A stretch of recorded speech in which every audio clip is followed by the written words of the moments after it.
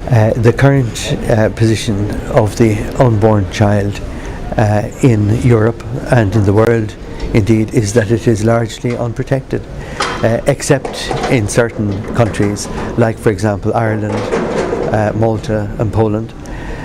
There are many countries in which there are reasonable constitutions, but there is a general move to introduce abortion in many countries. So unfortunately, the unborn child does not get the protection it deserves. And the Constitution, at least the Convention on the Rights of the Child, should protect the child before birth. But that is not how it is applied currently. The preamble to the Convention says that the child should be protected before as well as after birth. In fact, the Convention actually protects the child for the entire prenatal period as well as the postnatal period.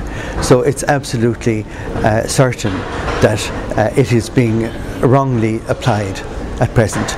And it's our hope here on the 20th anniversary to try and persuade the Committee on the Rights of the Child and UNICEF to properly interpret the Convention.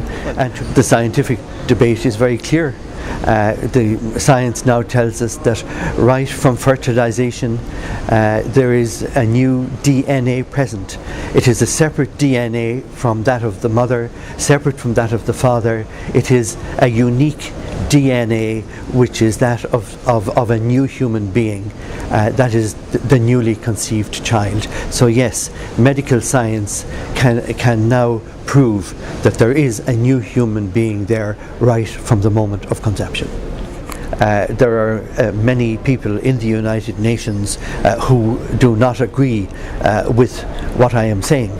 However, it is up to us to change minds, and unless we are there, unless we are making our points, unless we are placing these issues before them, then they will not change. So it is imperative that we have to be here, we have to be present in the United Nations, and we have to help to change minds. It is the only way. It's we need to re-educate the legislators to make sure that they take proper cognizance of the importance of each human being from conception. There is a very strong pro-family movement in the UK.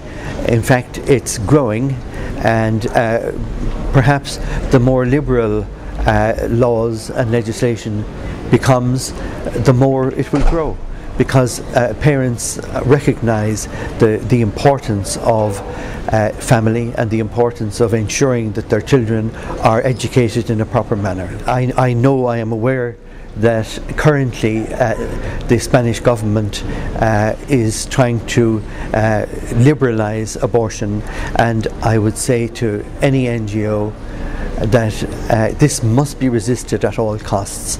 And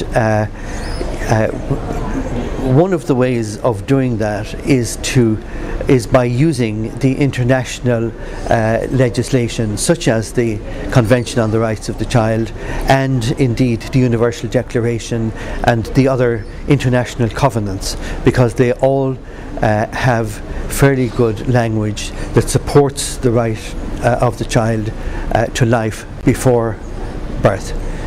So I would suggest that that is an area that should not be neglected.